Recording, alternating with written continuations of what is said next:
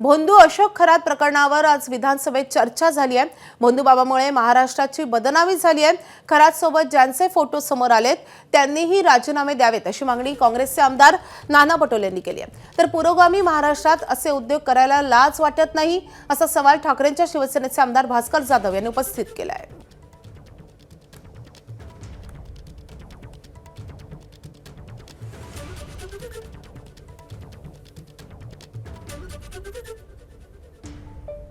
अध्यक्ष महोदय, आम्ही पुरोगामी महाराष्ट्र म्हणायचं। आम्ही या ठिकाणी अंध निर्मूलन कायदे आम्ही सभागृहामध्ये तयार करायचे। आम्ही छत्रपती शिवाजी महाराजांचे वंशज म्हणून आम्ही सांगायचं।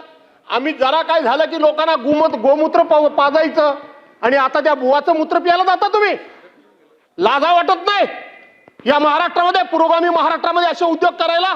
भूत बाबा बाबा ज्या छत्रपतींचं नाव घेतात त्यांनी अमावस्या कधी बघितली नाही, त्यांनी पौर्णिमा कधी बघितली नाही, त्यांनी पितृपक्ष कधी बघितला नाही, त्यांनी कुडबुड्या ज्योतिषी कधी बघितला नाही, गंडे दोरे अंगठ्या खडे हे कधी बघितले नाहीत।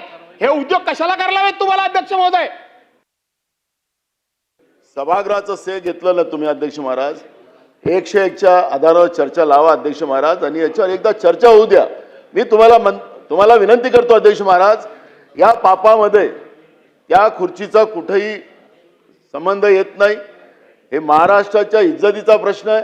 या भोंदू बाबांनी ज्या पद्धतीनं या महाराष्ट्राला बदनाम केलं, महाराष्ट्र आपल्याला माफ करणार नाही अध्यक्ष महाराज। अधिवेशन चाललेलं आहे आणि म्हणून या ठिकाणी ही चर्चा होणं गरजेचं आहे अध्यक्ष महाराज। याचा सोक्षमोक्ष लागणं गरजेचं आहे अध्यक्ष महाराज।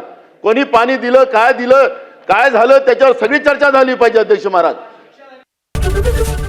एबीपी माझा, उघडा डोळे बघा नीट।